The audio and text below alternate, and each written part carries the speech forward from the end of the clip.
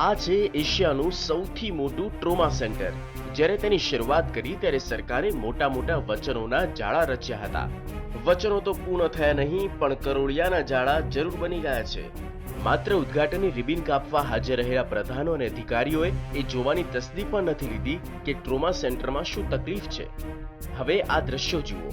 પહેલી નજરે લાગે કે આ કોઈ અવાવરું જગ્યા હશે, પરંતુ આ ઇમારત હજુ નવી જ છે।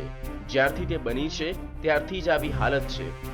જ્યાં ત્યાં ધૂળના ઢગલા અને કચરો એટલો પડ્યો છે કે અહીં આવનારા સાજો વ્યક્તિ પણ બીમાર થઈ જાય।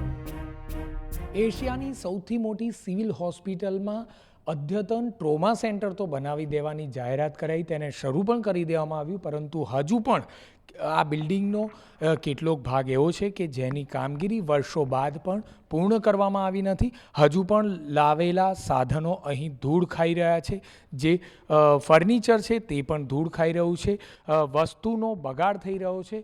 મહત્વપૂર્ણ બાબત એ છે કે જે પ્રકારે વાતો કરવામાં આવી હતી તે વાતો માત્ર કાગળ પર જ રહી। જે અહીંના દ્રશ્યો છે જાણે કે કોઈ પુરાની હવેલી હોય અને તે પ્રકારના દ્રશ્યો અહીં જોવા મળી રહ્યા છે।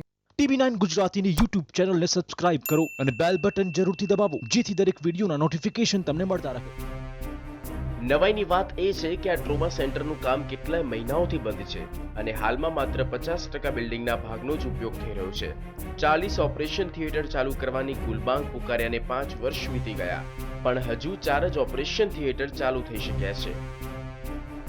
ત્યાં 32 ઓપરેશન થિયેટરની જોગવાઈ કરેલી છે, તેમાંથી ઇમરજન્સીના 4 ઓપરેશન થિયેટર ચાલુ કન્ડિશનમાં છે અને બાકીના જે ઓપરેશન થિયેટર છે એ 25 દિવસમાં તૈયાર થઈ જશે। થોડા સમય પહેલા જ નાયબ મુખ્યપ્રધાન નીતિન પટેલે સિવિલની મુલાકાત લીધી હતી, પરંતુ તેમના સુપરવિઝન બાદ પણ ટ્રોમા સેન્ટરની સ્થિતિમાં સુધારો થયો નથી। ત્યારે સવાલ ઉઠી રહ્યો છે કે શું નેતાઓની સરપ્રાઇઝ વિઝિટ માત્ર દેખાડો જ હોય છે? શું દર્દીઓને ટૂંક સમયમાં ટ્રોમા સેન્ટરનો લાભ મળશે કે પછી તેની અવદશામાં પણ વધારો થતો રહેશે?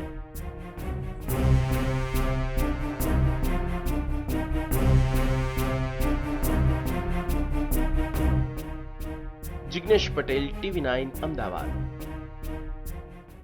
TV9 ગુજરાતીની YouTube ચેનલને સબસ્ક્રાઇબ કરો અને બેલ બટન જરૂરથી દબાવો, જેથી દરેક વિડીયોના નોટિફિકેશન તમને મળતા રહે।